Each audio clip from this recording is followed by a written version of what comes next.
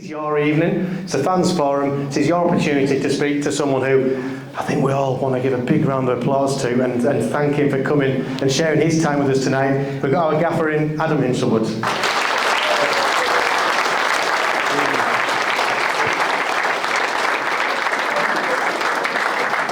Thanks for coming, Adam. I'm going to fire us off and just with a couple of questions, and then hopefully everyone will get the chance to ask some questions. There's one mic here, it's in my hand, so I'm going to float with it. We'll share it around. So if anyone's got a question to ask, stick your hand up in the air, and I'll try and get around everyone as well as I can. The aim is to finish no later than 8:30. So if you're like me and you go to meetings and you drop off, you can get out at 8:30. So Adam. Thank you for coming tonight, it is appreciated. I'm going to start off straight away. York City. Why York City when Worthing were doing pretty well last year? The call must have come from the chairman, the owners. You had Worthing flying, but you saw York City as a proposition, I'm guessing. Can you tell us how that process happened, how it started?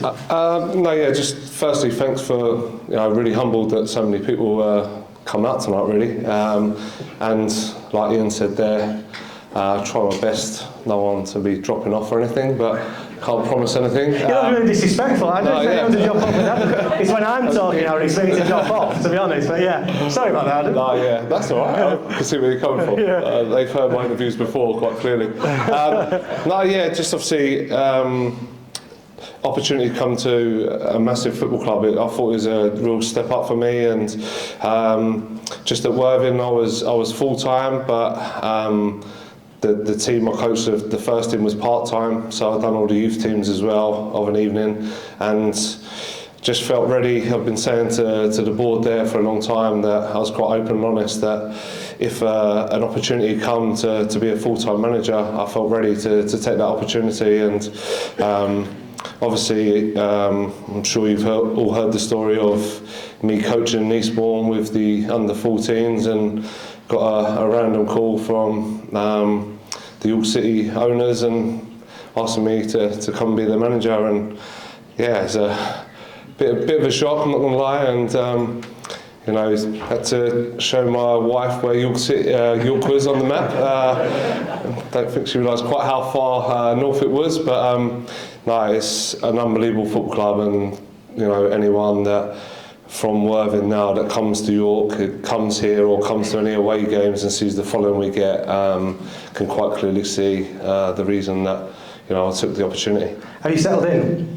Like family-wise, not football-wise, but family-wise, are you settling in? I think so, yeah. It's, got 4 kids that have moved up with me. Wife and a little puppy now as well, a dog. So we all seem settled in nicely. We're just in Heworth, lovely area. It's a lovely dog walks around there. Yeah, no, it is, yeah. Finding them out. It's a lovely part of York, and so close to the city, and it's like a village within itself. So sampled 1 or 2 of the pubs around there in the past couple of weeks. So everyone seems settled. The girls at high school, we moved from like a little fishing village near Portsmouth to Worthing, 45 minutes up the road, and it took them 6 months to get settled. They just said it's hell. The girls are a bit not nice, and just been at school for 3 weeks, and they're already made friends and said how nice the people are up here, and how much friendlier everybody is. Which I felt. Not in the first couple of weeks of my reign here, but felt it towards the end of last season and this season, and I'm glad they're feeling the same, to be honest. It's a really lovely part of the world and lovely people, and I'm glad they're all settled. And they're nice up here, and up north, Certainly are, yeah, definitely. Yeah. Sorry, I will let someone else ask questions in a second. You touched on that there. When you first came, the excitement of coming to a big club, you must have realised that we were in the proverbial at the time. And after those first 3 games, it felt like we were even deeper in it. How were your emotions for those first 3 games? Because, let's be brutally honest, it wasn't the best of starts. No, it was a terrible start. Took full responsibility and wasn't happy. It wasn't your fault. No, I wasn't happy with what I was seeing. And we got reminded from the first day that we're not on our effing holidays now as we come off the pitch after our first game, so we didn't get much time to settle in. But we knew we was at a massive club, and you've got to deliver results, and that's what we got brought in for, and know that you don't get time to do that. And I'm really grateful for the support that we got towards the end of the season and this season from everybody. Really, they stuck by us. It wasn't good the first few games, but we had to be patient, stick to our beliefs, and now we're starting to see a bit better and a bit more of how I like my team to play, and definitely at the end of the table that I like to be at. Yeah, just to clarify, them first 3 games weren't on you, by the way. You were brought in to solve the problem, and it was a tough one. Altrincham away, 6-0. 6-1, 6-1, yeah. Don't forget the one, please. What was the point in that one? But anyway, yeah. This obviously the darkest day I've had as a football manager, and probably in my career as in football. It was tough. I think like being so far away from your family, you're just really worried about what they're thinking and obviously reading and stuff. So, and you can't be there to sort of reassure them that everything's going to be all right. I think they'll have been putting the heating on, especially on that night. They obviously it was tough for them, and I thought probably more about them than anyone else. And obviously after that game, we didn't sleep. We watched the game back, and we wasn't happy with what we see. And in some ways, it's going to sound stupid, but it was the best thing that happened to us, because maybe if we had only got beat 2-1, it would have masked. Kidderminster away was a poor game. Apologise now to anyone that made that journey. I know the efforts that, like just speaking to one or two of you then, that you go to for changing your work schedules and everything to come to away games, and I really do appreciate the support you get, and knew that we was poor in those games, and to lose 6-1, I think, made us realise that we've got to stick to, I just said, if we're going to go down, it's going to be playing our way and sticking to our beliefs, and we probably went against them for a couple of games just trying to get results, and being humiliated and completely humbled like we was probably made us really stick to what we believed in, and we knew we had to make a couple of changes. Getting Marvin Armstrong was a big one for us. We knew we needed some energy, and just pleased we managed to turn things around. That's the kind of negatives out of the way. And I was saying, really, the previous incumbent led to those 3 games. That was always coming. What you did after that was, he saved the club from going down, basically. The results between now and the end of the season, you turned it right around. I think that's enough for the last season, because I think people want to be able to... Yeah. I've got the negatives right all the way. But you worked wonders, and you saved the club to get us, to keep us in this division. And what you've done since then, you, Gary and Cam, obviously, the team has been nothing short of... one of my questions was how, but that answer, I'm guessing, would be too hard to give. So I'm going to hand the floor across to anyone that wants to ask a question. Yes, I've got a question. I'll have to walk around, because we do this one microphone system. Hello. Sometimes works, sometimes doesn't. Just hold it on, dear. Adam, great start to the season. Thanks for coming tonight. I've got 2 words. Joe Felix. How on earth did you get him to come here? What was the story behind that? Well, I only had Joe for 1 season. We played against Joe. He was at Dulwich Hamlet. We was at Worthing 2 years ago, and just knew he was a player that had to try hard to get to Worthing. We managed to get him there last year, and he was just similar to what you've seen in the first 11 games, just so consistent. I barely see a winger go past him in a year and a bit I've been watching him. When our wingers come up against him, on that night we played against him for Dulwich, it was the same thing, they didn't go past him.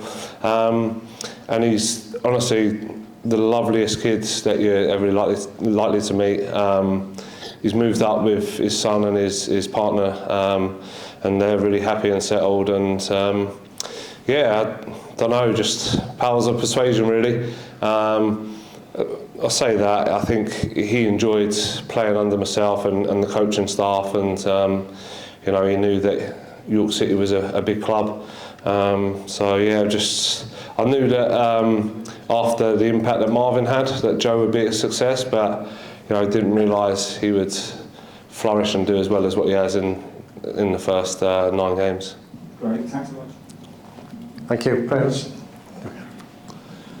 Hi, Adam. Hiya.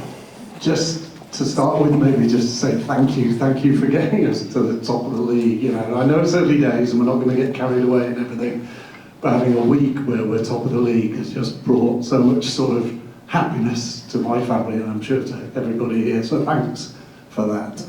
There's a long way to go, obviously. When you joined, there was a lot of talk about your style of football being sort of words like cavalier and throw caution to the wind and lots of attacking football and scores of 5-3, and you know, sort of that was kind of the message that we got. In reality, it doesn't seem to have been like that, which I think is a good thing, but do you feel like you've changed your style of football with York rather than compared to what it was with Worthing? Probably haven't changed it too much. I think, you know, being full-time, you get a bit more, obviously, interaction with the players and a bit more contact time on a day-to-day basis, so probably allows us to work on all aspects of the game. But you know, me and Gary are both defenders. Tony's a defender. Cam, when he did play for the youth team at Worthing, was a full-back as well. So we all take pride in keeping clean sheets, and you know, that's one of the biggest you know, successes so far this season. 5 clean sheets in the first 9 games, and it's something we're proud of, and we want to try and maintain throughout the season. At the same time, I'm like a fan on the sideline, and you know, you want to be entertained and you want to see your team playing attacking football and scoring goals and creating chances and getting the ball into the final third. I think we've done that quite enough this season, quite a lot this season. There's still an area of the game that we can improve on, definitely. Our choices when we get in there, and talking about Joe Felix, I think that's an area of his game that he can definitely improve on to take him to the next level. So yeah, we still maintain that. We're not the polished article when we get in there just at the moment, but you know, I don't think we've changed too much, to go back to your question. You know, just a bit more focus on our out of position shape, which being full time allows us to do, I suppose. Thank you very much. Next, Eddie. Oh, look at this right in front of me. Perfect. Cheers, John. Hi, Adam. Yeah. Did you have any doubts whatsoever bringing up the Worthing players that they had the ability to step up into the National League? I think, yeah, you always, you know, you hear things that, you know, these players aren't potentially proven at this level, and but you know, I have enormous belief in these players. I worked with them before, and I knew they knew how I wanted the game played, and I think that's a big part. You know, Ollie Pearce has been with me for like the last 6 years, and has always scored a lot of goals for us. So you know, I knew that he would get doubters because he's not played this level, but you know, I've got full belief in him as a player. And you know, I think the main thing with all the players that I brought up, whether they'd be able to do it or not, I knew I was getting good human beings first and good lads, and I think that's so important. They're good people. They'll represent the club in the right way. They give their all for the shirt, and being up here for the small period of time I did last year, I knew that was really important, to bring good people into the club, and I knew that I was getting that with the players I brought. So, you know, really pleased, and I know that they'll work their hardest and their socks off if it's not going right to put it right and to become better players, and that's the kind of players I wanted to work with. That's all we can ask for. No, definitely, yeah. I knew the impact that Marvin would bring with his energy and his work rate, and you know, I think the same with all the Worthing lads that I've had before. I know their attitude is spot on, and they'll give their all for the shirt, and there will obviously be days where they're off it a little bit, like we all will have them days, but they'll work tirelessly to try and put it right. Thank you. Cheers. I've already spoke to you this evening, Adam, but first of all I just want to say thank you for what you've done for York City Football Club since you've been here. I know a lot of people, especially since COVID, have suffered with mental health, myself included. But when I came to the open training session on the 1st of August, what I saw from you, the coaching staff and the players was nothing short of exceptional there. We're sort of like, I've seen it before where I've come to previous things like that and not felt inspired. I actually felt inspired to change my lifestyle because I've been struggling with both mentally and physically. But through that I've actually, you inspired me to change my life around it when I've actually sort of like, I'm trying to do the right thing. So how do you feel knowing that you inspire the fans and that and everything to do the right thing and try and sort of do things through sort of like what you're doing at York City Football Club? Firstly, it's great to hear that myself and the players and what we do can do that and have that impact on individuals and people.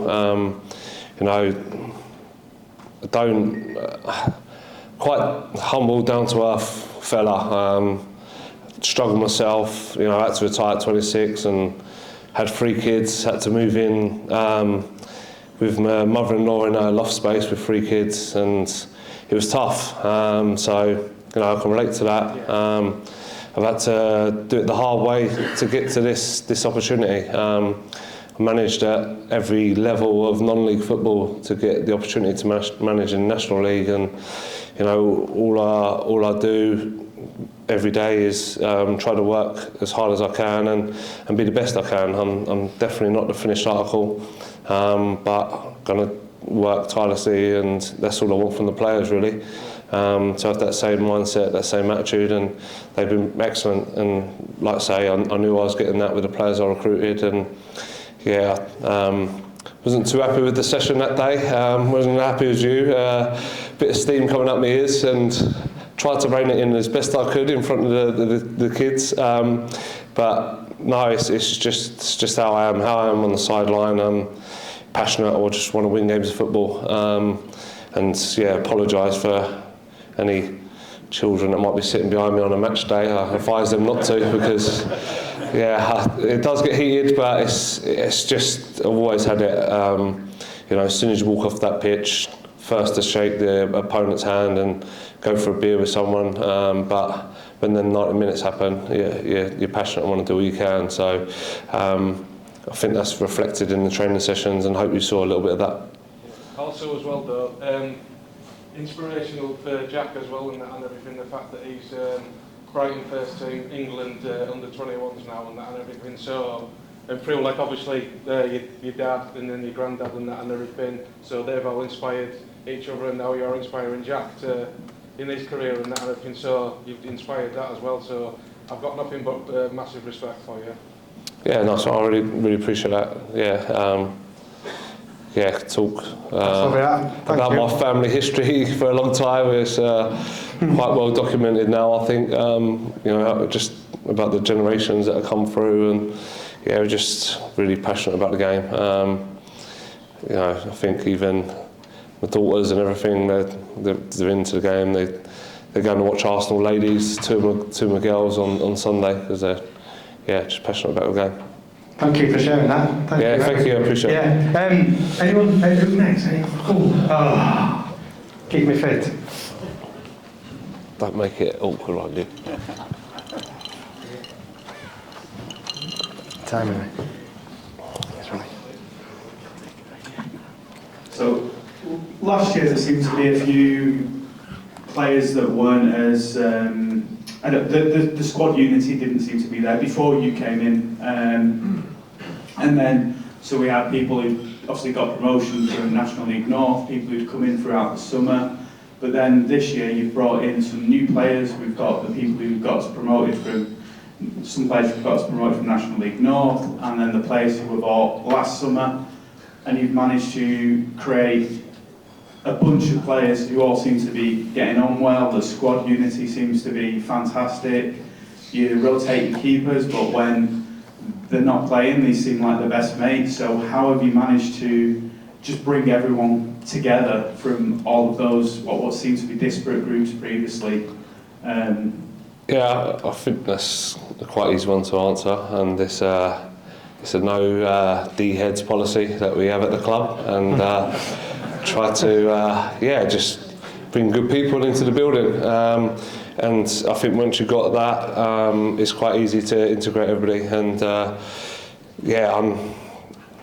know that there was 1 or 2 players in the summer that the fans were disappointed to see leave or whatever, but ultimately you've got to make those choices and be man enough to take the consequences. And I had full belief in the players that I was bringing in, and we had such a big squad last year. That was the biggest thing that I wanted to try and get right this year. I think if you've got a really fit group of players and a tight-knit group that are all together pulling in the right direction, I think it goes a long way. And if you can add a bit of detail to that and a bit of style of how you want to play, I think you're onto something good, and I think we're starting to generate that. Thank you, Ronnie. Next up, anybody?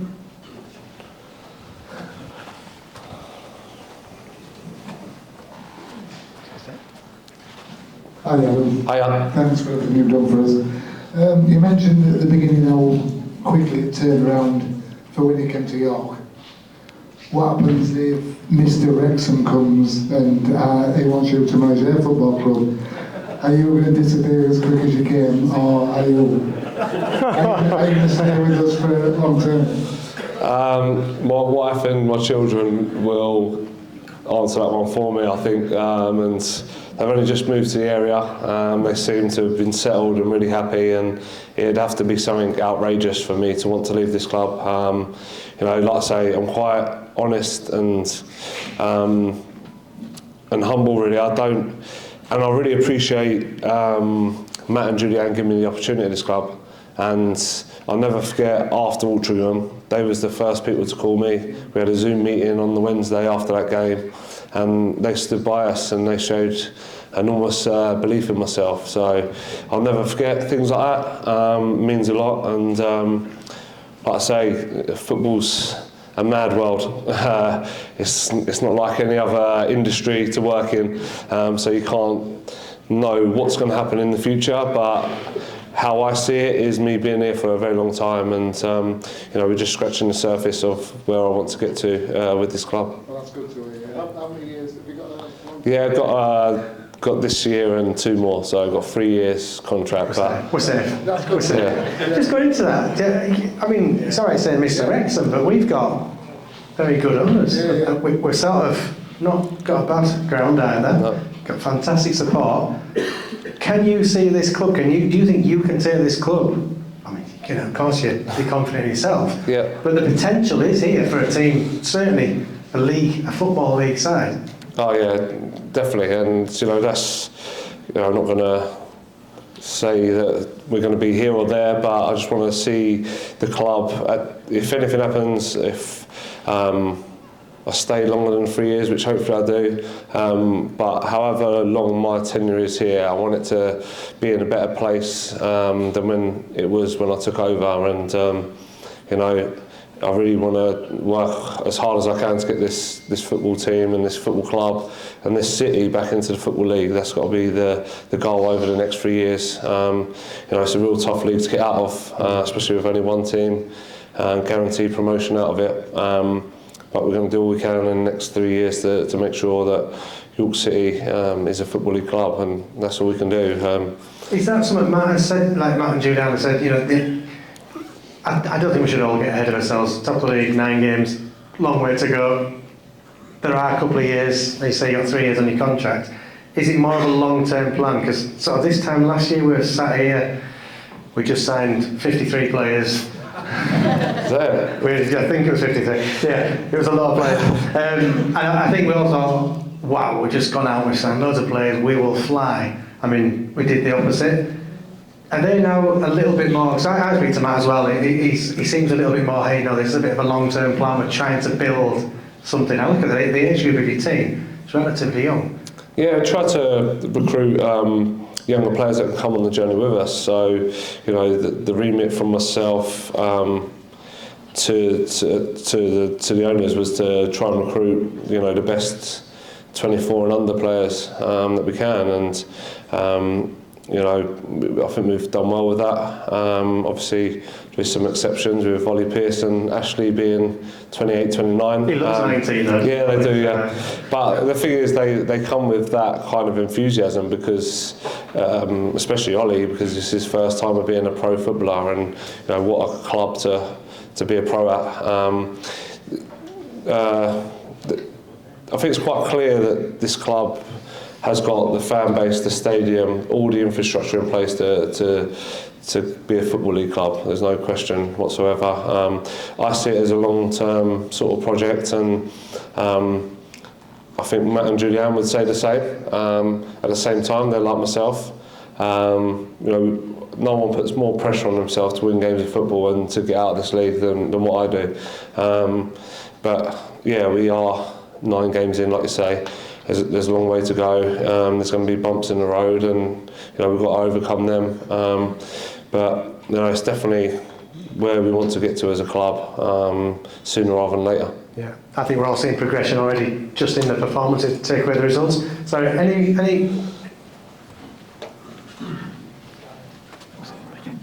Hi Adam. Hiya. Did you actually miss any players during the recruitment in the summertime? Yeah, there'd be players that we went for that we missed out on for sure, but in the main, I'm really happy with the recruitment that we managed to get in. You know, like I say, there's a lot of players that I knew of and worked with me previously, and the main reason behind that, like I say, is they're good people, and I knew that, you know, that's what we needed. To fill our change room with good people, and you know, it don't mean nothing, but just we was in a hotel last week, and the lady had been working there for like 12 years and come and complimented me on it's the best set of lads and the best atmosphere that she's seen a football team have at the hotel, and just little things like that just are really important. You know, we want to represent the club in the right way, but ultimately it means nothing if we're not doing it on the pitch. And yeah, we're still looking at areas that we can improve, and I think with us being in the position we're in, I think it's the right time to try and strengthen and keep on improving. We don't want to stand still. We want to keep on adding and keep on getting better. What part do you play in recruitment? So obviously the players that you know, do you go to Matt and say, listen, I want him, and him? Or does Matt come to you and say, we can get him, and him? Or is it a little bit of both? Yeah, a little bit of both, to be honest. You know, at Worthing I was in control of everything. You know, so I was quite keen to get it back that way. But yeah, Matt's come with some players. Obviously, Tony now, director of football, knows a lot of people, a lot of agents, a lot of managers, and so it was more myself going, these are the players that we want. But you know, the chairman as well, Matt's said and recommended some players as well. So.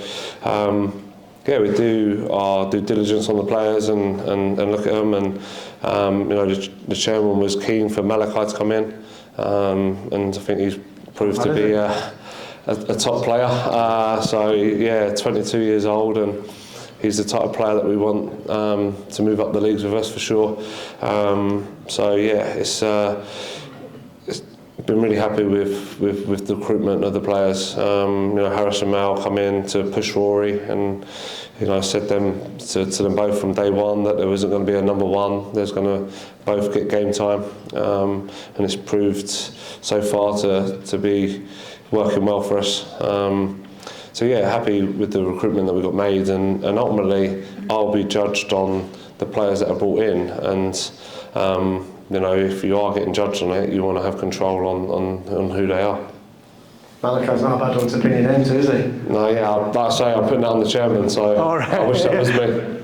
But yeah, he's obviously, that's one that he sort of instigated, and really pleased that we managed to get him in. Yeah, I'm not sure our loan history has been that successful, but he certainly looks, you can tell he plays at higher levels, so good to No, see. definitely. Jeez. Talk amongst yourselves while we go to the back of the room. Oh, sorry. Quick question on the match day. So we all probably see ourselves as match day managers. We all have strong opinions. I think under the last few managers, it seemed like we've had the system has fit the players, but I think under your watch it appears that we've got a very clear system where we've got players that can come in, multiple players that can come in and play in that system that gives a clear direction. Just in terms of your thinking on the bench during a match day, the only team that I've seen do a number on us this year has been Boston, where they've sat quite closely on Dan Batty. What's your thinking during that game in terms of how you evolve your strategy and how your playing style is? Yeah, so that game they let Callum Howe have the ball, and he was playing the left. So Dan Batty was coming into the middle. He was coming onto the left, so immediately cut down like half of the pitch that Callum could play in because he was the only one that was free. So yeah, the tweak we tried to make at half time was Dan to go into the left of the free and when we got possession, and him to be centre so he could, have both sides to work. We like to get the ball centrally and not get trapped. Yeah, that was the key message. It obviously didn't work, pay off, but it was a great game from me as a manager's point of view to learn from. And like I say, not the finished article, don't always have the answers, and I learn more from them kind of games than any other really. But yeah, their tactic was to man mark Dan Batty. It was pretty much man mark everybody apart from Callum Howe.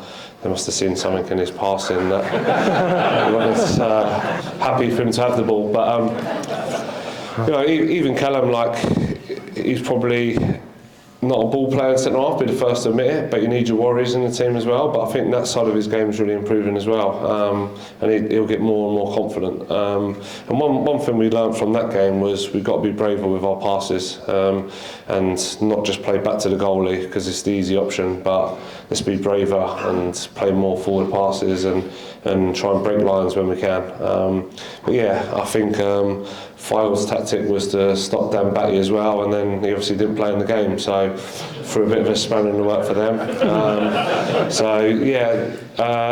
And with the formation, we'd like to play a certain formation in and out of possession, and Dan's been crucial to that. I think when we wanted him centrally and receive it when he's under a bit of pressure, it didn't really work for him, but he likes to roam and get on the ball where he's got a bit more freedom. So playing in the position that he does now, almost like a quarterback, going in between the two centre-backs, has really sort of helped his game and took it to a new level. And we've got a couple of players that can also do that. Hunty can do that well, Ricky can do that well, Paddy can do that well. So we've got players that can do that, but I think it suits Bats with him facing the game. That's why I sort of played him at right back at times last year as well. Don't think he's, for a centre midfield player, as comfortable as others receiving it with his back to goal. So I think that really helps his game. And obviously, when you've got a player performing as well as what he is, the opposition are going to try and find a tactic to stop him. So yeah, we've got to come up with ideas and ways. We know that teams would look at the Boston game and have a bit of a platform and an idea of how you can sort of hurt us. Can I indulge in a second? Of course you can, yeah. Just on that, in terms of squad depth, obviously squads will win your leagues, obviously teams will win your matches. Do you think you've got the squad depth to mount a challenge this year? I know it's early days, we're at the top, or what are your kind of aspirations this season? Yeah, no, I see the bench behind me and really happy. Obviously, when you can bring Callum Harriott, Lenny and Dippo on what we did the other day, it does help you out and gives you another advantage and another platform in the game. I think, like you say, with having the 5 subs this year, I think it is a squad game, and really happy with where the squad's at the moment. We took a team to play Leeds under 21 team on Monday to get some minutes into players to keep them fresh and ready to go, and there were some really good performances in that as well. So happy where the squad's at, but at the same time we'd be foolish not to look at where we can still improve, and I think it's the right time to do it. When you're at the top of the league, that's the best time to try and improve your team, and we'll be looking to do the same. Are you hinting at new signings there? Possibly, if the right ones become available. Won't rule anything out, and had those conversations with the chairman the other day, and he's asking if there's any areas. It's a tough one because you don't want to just bring in loads of players willy-nilly and have a massive squad. So it's about getting the balance right, and we've got a good squad, and I think the only way we're bringing players in now is if players get injured. But it's down to us to have clear players identified that if anything does happen to a player, we can act quickly. Strike while iron's hot. That's it. Yeah. Anybody else? Yes, Jen, that's it. Pass me through there, Jen. No one's dozed off yet, have they? No. Keeper rotation. Yeah. It is, yeah. In the highest level. What was you thinking when you decided it's worked? So what was the thinking behind doing that? No, I've obviously got a very keen interest in Brighton. I know they've done it last year with Bruggen and Jason Steele, and it worked well. But just for me, I think there was the option to obviously recruit Harrison, and the style of play that we like to play, he's very good with his feet, and there's going to be certain games where we have a lot of the ball and you're going to need a goalkeeper that's very good with his feet. This is not dissing his actual goalkeeping, he's a very good goalkeeper as well. He can come for crosses and do everything, but I felt Rory was too good to be a number two.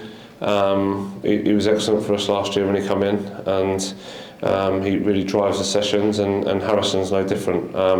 Having Harrison previously, I know that if his defenders aren't doing it, he lets them know at half time, and if they concede sloppy goals, if they're not marking, then he's one to not mince his words, and he'll tell them. And I thought that was really important. And both the goalkeepers have been unbelievable in training. They drive sessions, they drive standards, and they're pushing each other really well. And I knew that both of them would do that. So yes, it is tough if you come watch training day in day out to see who's the actual better keeper. They both have days where they make unbelievable saves, and I think they both deserve to play games. When did you tell them? This is so normally on a Friday, but I've got to maybe change that because they sort of said that they gear up for the week and then get told on a Friday, and it can have a bit of an effect on their performance. So I'm going to start possibly telling them Wednesday so that they've got the Thursday to digest it with a day off, and then come in Friday fresh and ready to go. So like I say, don't have all the answers, we learn all the time, we want to improve, and that side of it is the worst part of the job, telling players they're not playing. But being a player before, you just want the managers to be honest with you and tell you honestly why you're not playing, and that's all I try to do. Thank you. Anyone else?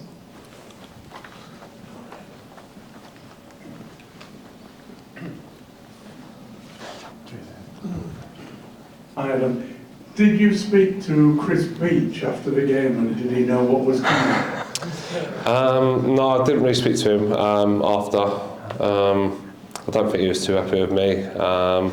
Probably one or two things I said in the heat of the moment, and all he said was not to get arrogant with his success. So I don't think I walked too well to him, shall we say.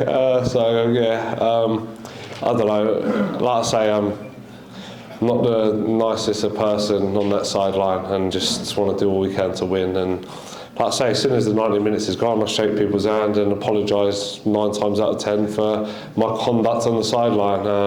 Had the same with Matt Taylor. Had a bit of a falling out of him and apologised to him, and he took it quite graciously. But you know, all these managers that were you know, obviously getting the better of us last year, I don't seem to like it this year when we're winning, and I've got to be humble now. So. They're not so quite nice now, is it? Oh yeah, that's it. I've got one at the back here, the voice of York City, or the voice of the RNR, Rob Havercraft. Evening, you all right? Good evening. What do you think of this National League Cup that's been announced today? And secondly, do you think it's a blessing we're not in it? I think the proof's going to be in the pudding with it.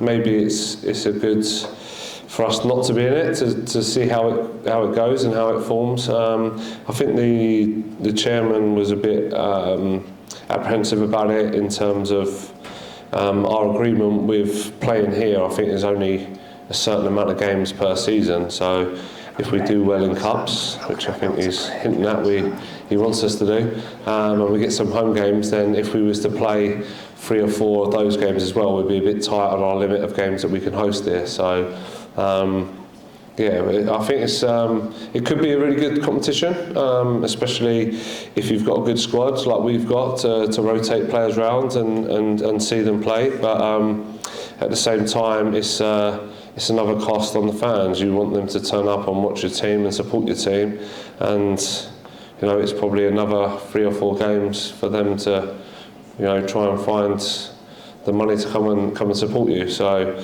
there's that side of it as well. You know, I think the proof being in the pudding, we'll get an opportunity to see just how good it is for a year, and then hopefully we won't need to worry about that because we'll be in the league above next year. What was the second one, sorry? Thank you, Adam. What was the second question? Sorry. Oh, was there a second question? What was the second question, Rob? It was about, is it a blessing that we're not in it? If you do want a second question, I've got one. I've got it. It's the FA Cup 3rd round draw. Who do you want? Oh, gosh.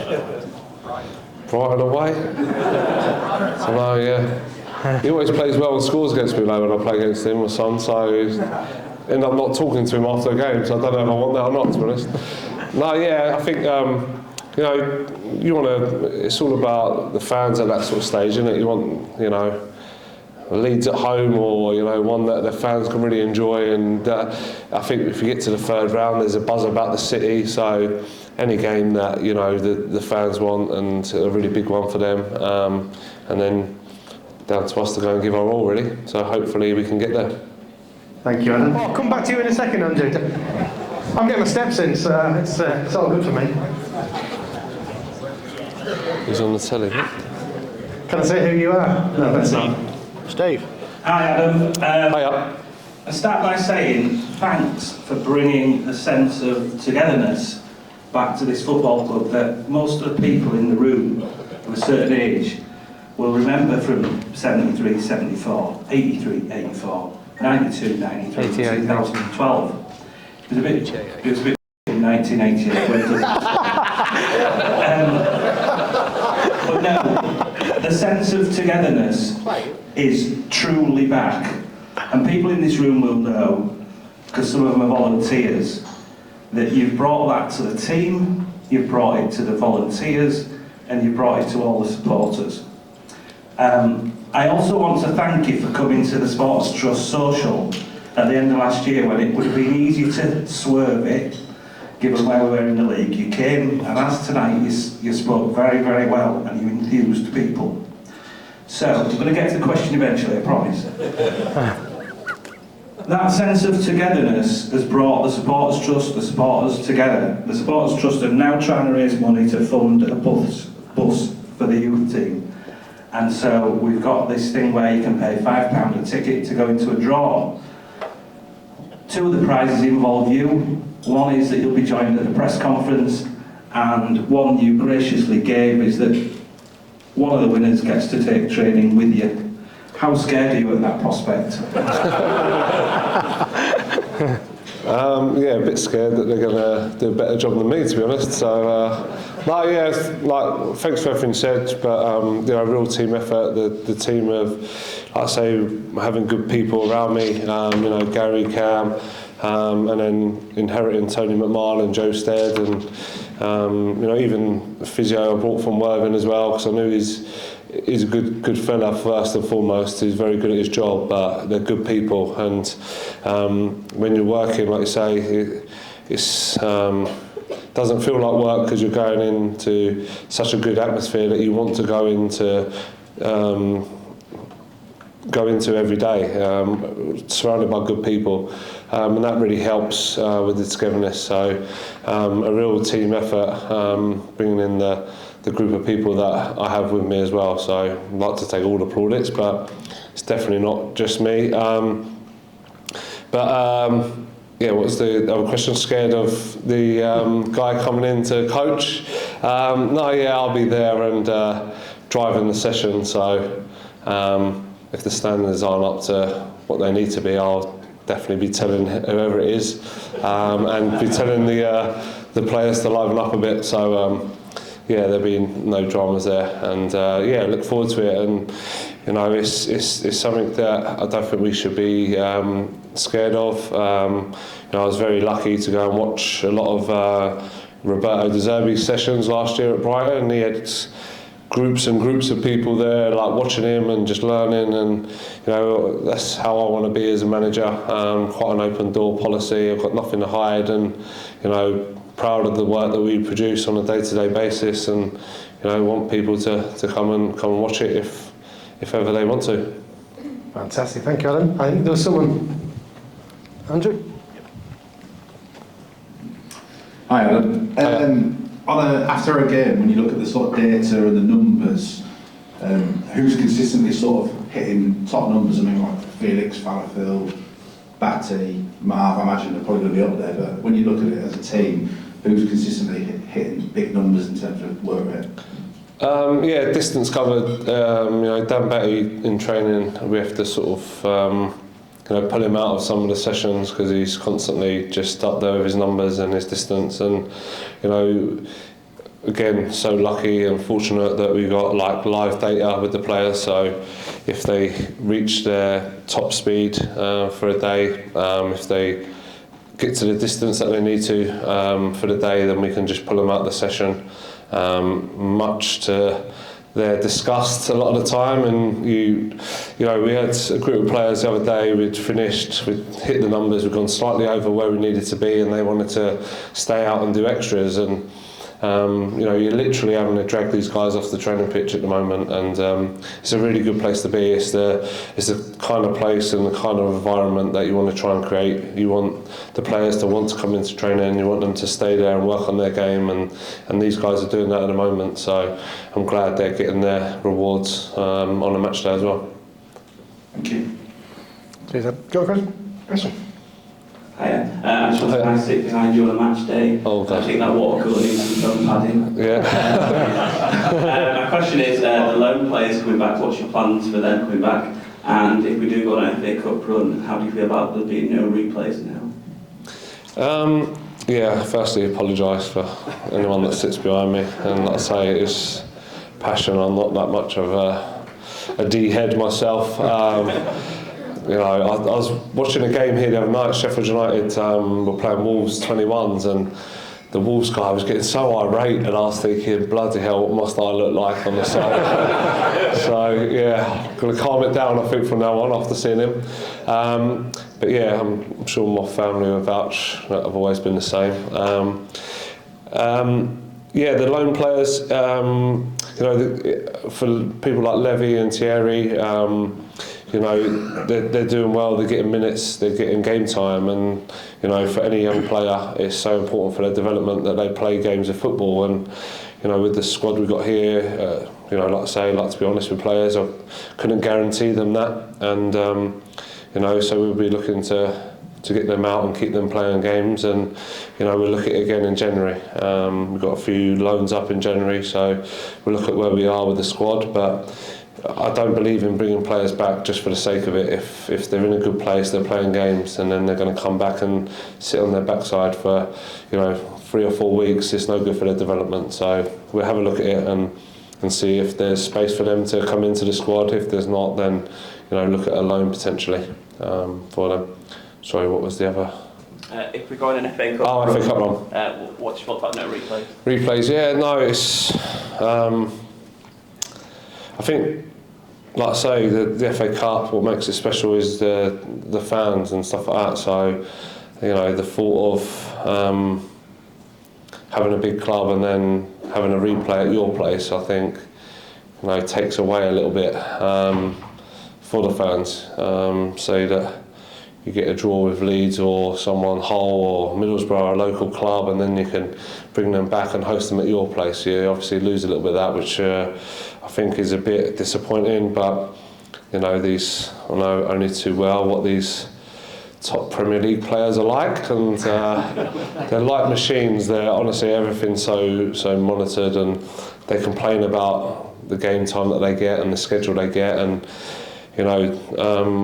it is a lot. They go straight from playing a full Premier League season to then going away on international duty, and then 2 weeks back pre-season, and they're starting the Premier League again, and then every international break they're away. And it's not me making out that I feel sorry for them or anything. It's they get very well paid for it, so we'd all like to be there, I'm sure, in their situation. But I think adding games to these top players can only cause injury in the long term, I think. That's a good point you made. Players get paid amazing amounts of money. It doesn't make them any less likely to get injured through too much football, does it? No, that's right. They do. Like Lewis Dunk at Brighton, I think, had a 2-week period and then he was back training. Obviously, he didn't feature for England at all, but all that time away from your family as well, I think that maybe you forget, and you can't get that time back. And summer's the time that you put all your hard work in. Myself, I try to work as hard as I can during the football season, with that carrot that I'll get 2 weeks away with my family at the end of it. So they probably miss out on that. So there's a lot of sacrifices for them, and getting back to them playing more games. They do work so hard on preventing injury at these top clubs. Ice chambers and everything they have, and oxygen chambers that they have now in these top training grounds, and it's all prevention for injury. So I think it's just getting the balance right, because ultimately we want to see the best players performing on a regular basis. Yeah, it's a long shot from the 80s when we used to go to Magaluf and sit on the beach for 2 weeks. No, exactly that, yeah. The ice was in the beer, but yeah. I know. I think I was like the last of that old school, I think, going away, and we had to do a little bit before we come back, but there's definitely players in my era that would do nothing for 4 weeks, 6 weeks or whatever, and then come back slightly overweight. But I think those days are gone now. That's it, yeah. I saw someone's hand go up here. Oh, dear. Hi again, Adam. You mentioned before that the chairman would love a good cup run of some kind. Well, you're a big on your stats, so obviously the last 3 times we've been to Wembley, we've won. So no pressure. When we get to Wembley, we have to win. Oh no, that'd be amazing. Obviously, a good friend of mine, Andy Wing at Solihull, get to Wembley twice last year, and really sort of envied him last year. But to lose twice was tough. So it's definitely a place that you want to go to, but you definitely want to win when you're there. And I'd love to experience it. I never got to experience it as a player. I'd love to lead out a team at Wembley one day. Be a dream, but it's a long way off just yet. A lot of hard work to go into that, and hopefully, if we're lucky enough to have that opportunity, then we'll take it. Winning twice is nice, though. Yeah, that's it. Yeah. Trying to win twice in a league is not too bad. Very good. Good evening, Adam. Good evening.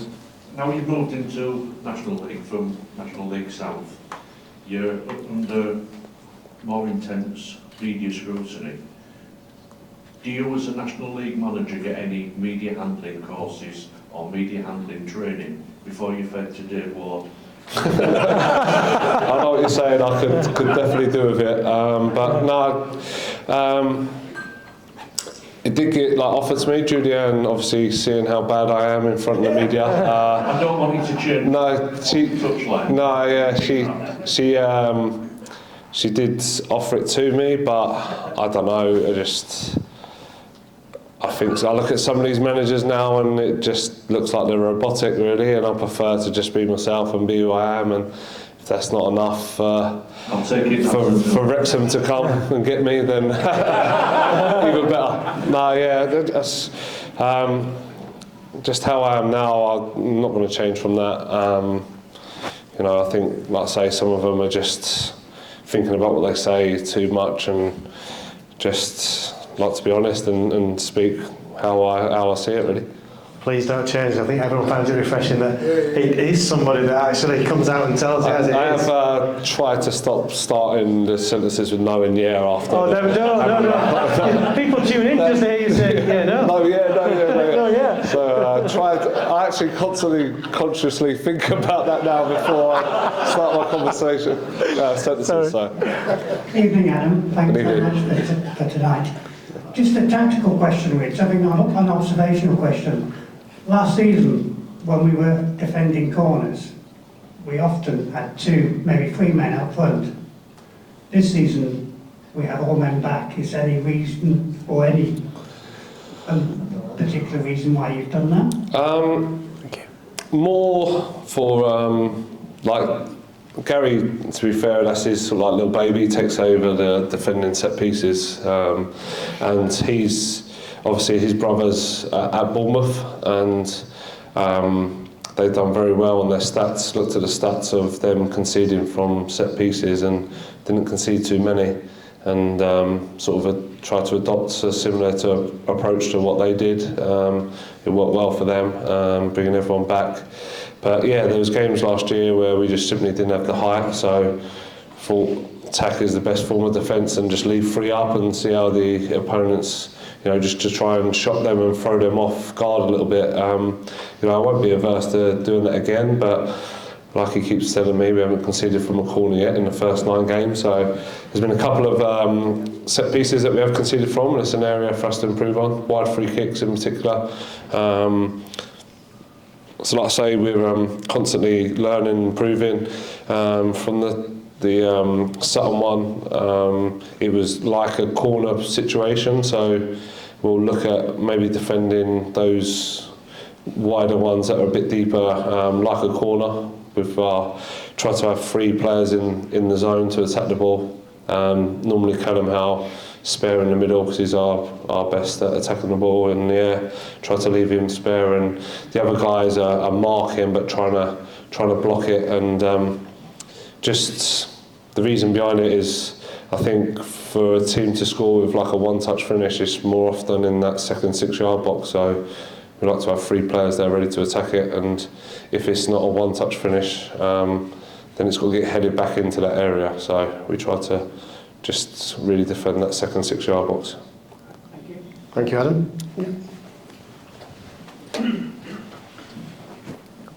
Hi. Just 2 things. You're quite well known in football. You've got a son that's doing really well at Brighton. Who's the most famous person that you've got in your phone book? And a more serious question. Us as people, fans, will get very, very excited about being top of league, 2 points clear, all the rest of it, plus 9 goal difference. How do you manage that moving forward into the season if we're still up there? Because this football club will just expect more and more. No, that's fine. I expect that of myself. I much prefer to be in this position, talking about the things that we're talking about, and then this evening couldn't come at a better time, really, could it? Us in the position that we're in. But we're not get carried away. We honestly try to just control what we control, and honestly think there's more to come from the team, the players. I think we're in the position we're in, and we've got some top players that are yet to come to the party. that are playing way below their standards. So, it's down to us to try and get that out of them and even more improvement. And that's all I ask from the players. I look at myself and try to improve on a day-to-day basis. Each game, try to learn and improve, and constantly watching sessions and seeing how I can become a better coach. And that's what we want from the players as well. And I think we've got a young, hungry group that try to do that. And we'll just continuously try and improve our game. And then, I don't really know. You can't by the way. Yeah. Glenn Murray, maybe. I don't know. He's sort of like getting in the media now. No one special. Just players that I maybe played with, and some old coaches. Steve Sidwell coached Jack a bit, so kept in contact with him. But I'm not really. I hate all that, to be honest. I get more media now because of my son than actually myself. So, probably more well known for being Jack's dad than anything. So, I'll take that. I like the way you've got the team playing. It's very entertaining, and you can see that everyone's pulling in the same direction. They cover each other. The fitness level seems to be better than, of course, the last couple of seasons. So they're playing good football. I've watched this level of football for over 50 years now, so you get to know who are good players at this level. I've got a couple of questions. The first question, the Cardiff lad. Can Cardiff call him back? Or is he on loan for the whole season? The second question is, I feel the North and South, there seems to be a bigger gap up to the National League. I know a lot of clubs are part-time and haven't got the budgets, but I think the top 6, 8 in the National League could hold their own in League 2, because I feel the standard of football in the Conference National League is a good standard. Because as I say, I've watched it for over 50 years. I know I'm going to upset people now, but I'm a Barnet fan. But I've lived in York for 20 years, and I'm a season ticket holder. But I'm born and bred in Barnet, and I lived in Barnet for 40 years. So I followed this level of football more than the higher Premier League. I prefer watching this level of football. I think the jump from National League South to the National League is big. It's huge, really. I think the National League North it seems from the games that we played against, like Spennymoor and Darlington and that, physically a lot closer to the National League, in my opinion.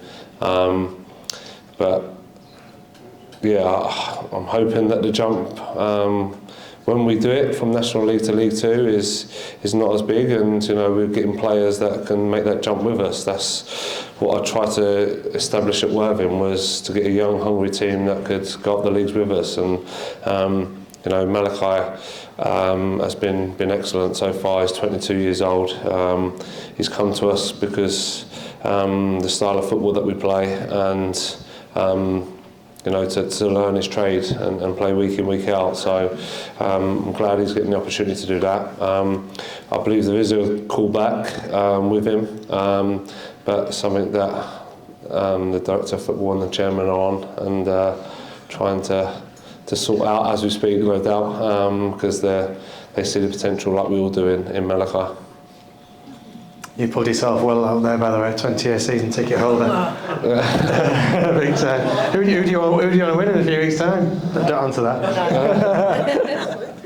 Hi, Adam. Hiya. I think we were all a little bit surprised that Lenny got another deal this year because of his age, probably. I mean, I love him as a person. I've met him a few times. He's a really nice bloke. So it's not that I think that, and every manager that has come and done anything like this has said he's such a top bloke to have around the club. but what have you done to him? Because my God, he's like a different player this year. One of the young lads at the interval said, what you've been feeding the shop, and he's like I say, having good people around you, like Lenny and Paddy, probably some eyebrows raised with them both signing, but you want to surround yourself with good people and good role models, and they're both that. And top guy, Len, and works really hard on his game, and seen some really improvement, just not in the goal scoring, but his hold up play. He put a through ball through for Callum Herrick's goal as well, and his all round game is improving. And like I say, that's what I want. I don't care if you're 17, 18 or you're 34, 35. I want to try and work with players that want to improve their game, and Lenny's definitely one of them. So yeah, really pleased with how he's doing. I can't start a game with him at the moment because he's so good when he comes off the bench, but I'm sure that time will come where he get his opportunity to start games as well. But yeah, such a threat and such a good character to have around the place, and just a beautiful human being, isn't he? Really love having him in our dressing room, and like I say, when you're taking good people on away journeys, we'll get on the bus and the football club's being represented, you know that you've got a group of good humans behind you, and Len's definitely one of them. Thank you, Adam. Got a gentleman here. Hi Adam, just say thank you very much for keeping us up last season. I think it was the right decision at the time. I wasn't of the belief that our manager would have kept us up at the time, and things happened. But I think Matt Bugler and the new owners were vindicating their decision by the results, but also the football we're seeing now. Well, the start of the football we saw, but the football we're seeing now.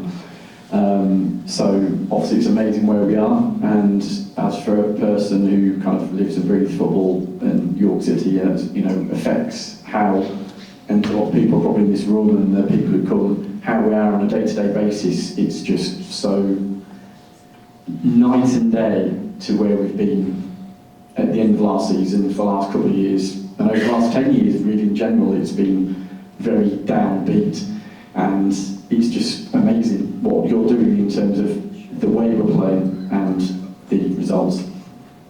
So thank you. I had a question for you. At Braintree, the game against Braintree, I think Dave Ward was saying in the post-match that you couldn't quite put your finger on it, maybe how you were disappointed. I can't think of the words being used, but it's something like that. Me and my mate at the game was saying that the only way that Braintree would score and we would drop points would be through our own downfall. That a couple of times we were sloppy at the back, we gave the ball away, and I would say a couple of times we just overplayed at the back. Instead of, I don't mean get rid, but we were playing in very, very dangerous situations where I think we gave a corner away needlessly. Was that part of it that you, when you say couldn't quite put your finger on it, but where it disappointed you? We won the game, but it's how we play. No, definitely. I think you've answered it better than what I obviously did on the night. I couldn't quite get those words out, but it's exactly that, isn't it? I think we looked like conceding from our own mistakes, and I think really disappointed with the team when it seems like mentally they look like they're a bit lacklustre and not sharp and not thinking about how we want the game to go and how we want the ball to be played, because how we want to play, finding the spare player, takes a lot of bravery, and I want the players to play with that bravery, but at the same time it takes a lot of thinking as well. We need clever players, and I don't think we was thinking about our passes at times, and it was causing us problems, and that's probably when I get most frustrated when I see that. So yeah, I want us to perform well. I want you guys to leave entertained and enjoying the football that we're playing, and the results. I want the both. You know, I remember it's been publicised quite a bit, the interview that Alex Ferguson did when his team won the cup for Aberdeen, and he was bitterly disappointed and raging because of how his team performed. And you know, I'm definitely not saying I'm anything like Alex Ferguson or trying to copy him, but I can relate to that because that's how I felt in that game. We didn't perform at our best, and mentally we was off it, not thinking about where we wanted the ball to go, and it nearly cost us. So yeah, I was quite keen on the players to know that really, and know that we're not always going to get away with that just because we won today. If we keep performing at that level and keep switching off and not playing with our heads, it is going to cost us. So that was sort of how I felt after that game. But you know, it wasn't me being disrespectful to anyone, to the league or anything. I know we've got some tough opponents in this league. It's the toughest league to get out of, in my opinion.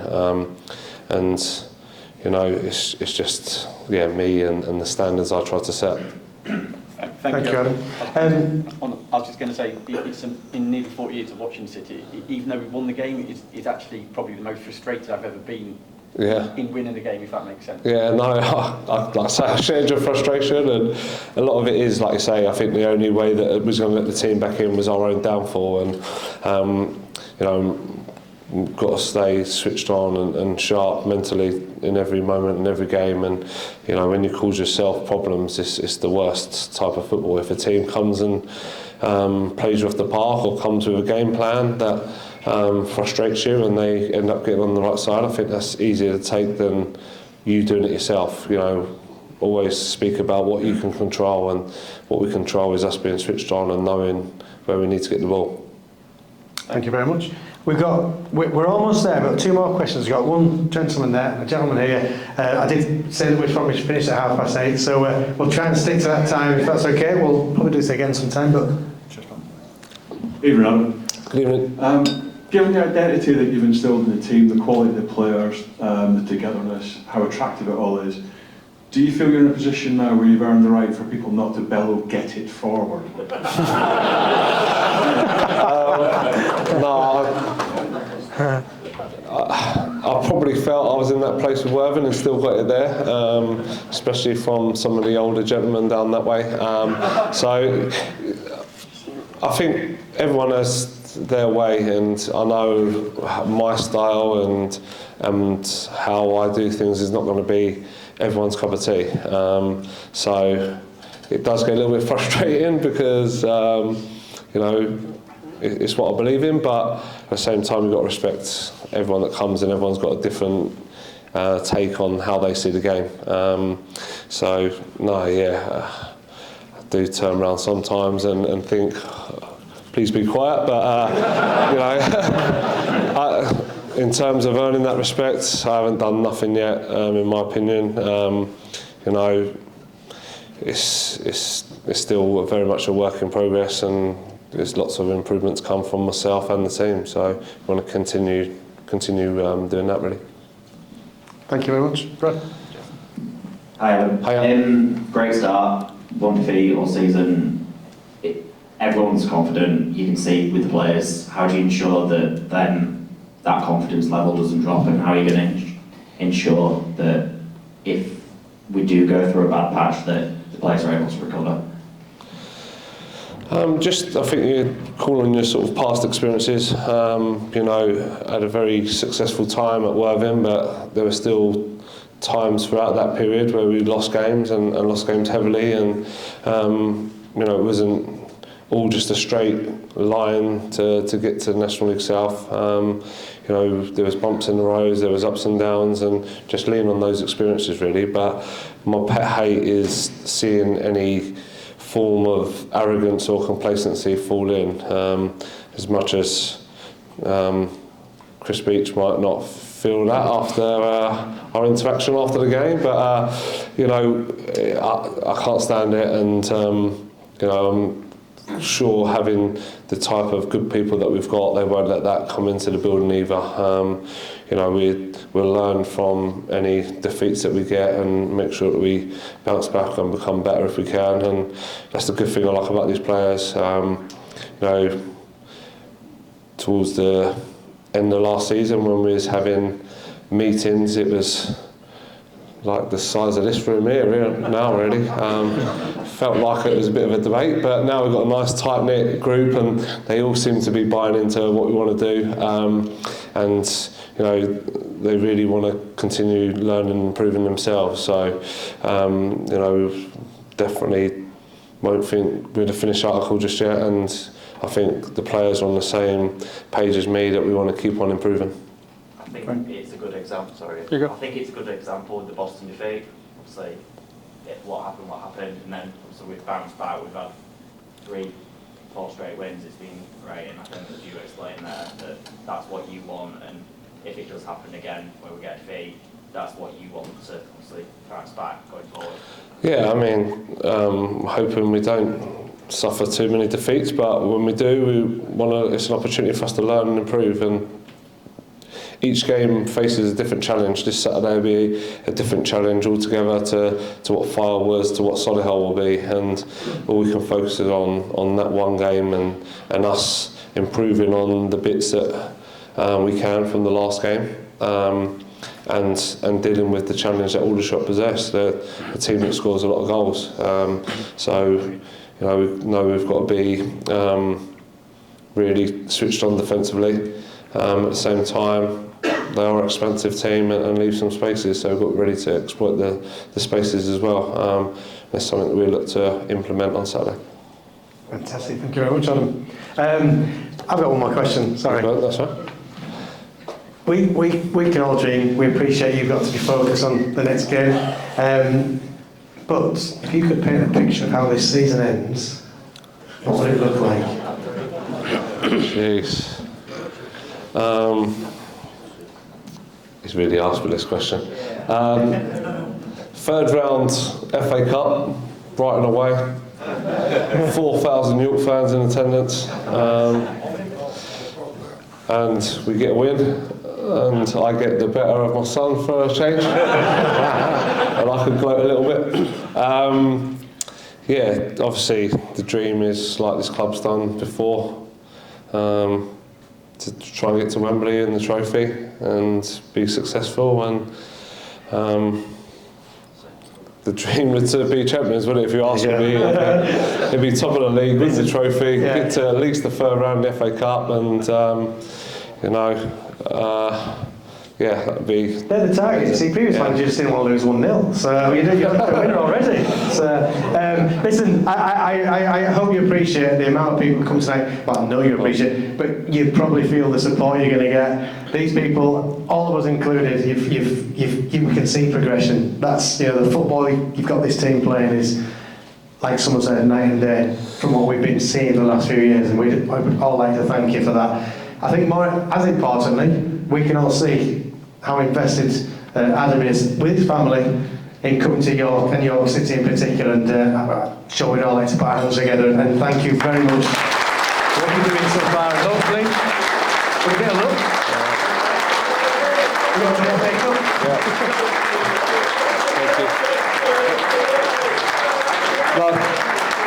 Thanks so much. Really, like I say, really humbled with the turnout, and even more humbled that no one did nod off and fall asleep. So, thank you very much for that. Support's been amazing, and we hope and know there's going to be a big crowd there supporting us. And after speaking to the efforts and that and sacrifices you make to come and follow us, I'm really going to make sure after tonight that gets fed back to the players. So just the efforts that you all make to come and support us. So thank you. Ladies and gentlemen, big thanks. Thank you for coming tonight, Adam. Fantastic that. Really interesting insight. Thank you all.